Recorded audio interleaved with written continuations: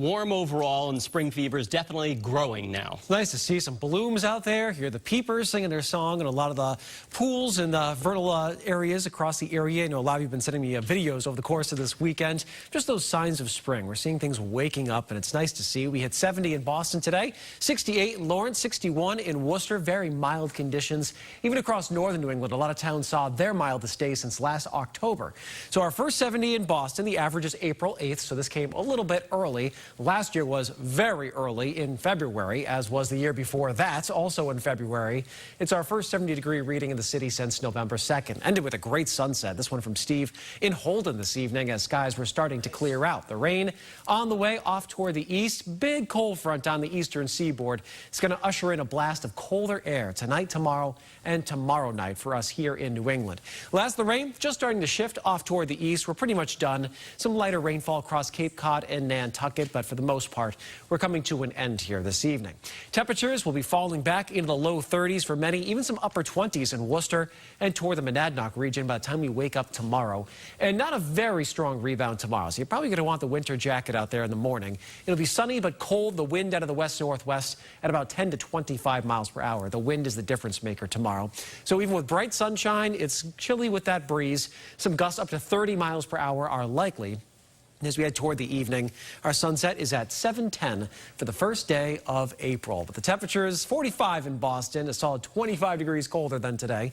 47 in Hyannis, Worcester up to 39, and Lawrence looking at a high near 43 degrees.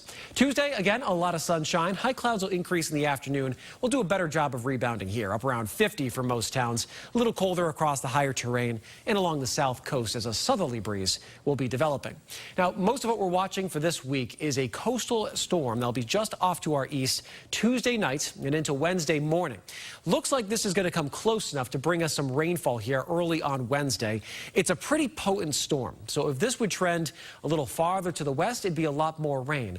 A little bit to the east, and we're largely mist. Right now, I do think we're going to see some rain here on Wednesday morning, especially from Boston south and east. The Cape and the islands have the highest risk of seeing a more soaking rainfall out of this. Farther west you go, the lower the chance.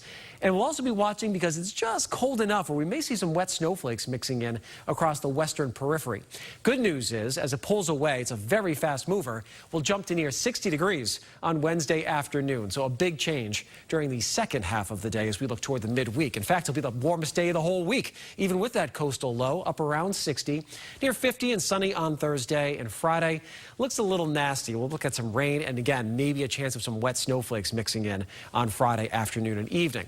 If you're doing your last miles for the Boston Marathon and training, I would pick Tuesday, Wednesday afternoon, Thursday, and Sunday. Those should be your winners for the best days of the week to sneak in a few more miles before race day. So there's your full 7-day, and I wouldn't say it's our best first 7 days of April, but I wouldn't say it's our worst either. There's no April Fool's blizzard on there, so that's always a plus. Good. Weekend looks to start slowly, I think, as for next weekend right now. Sunday is trending toward the pick.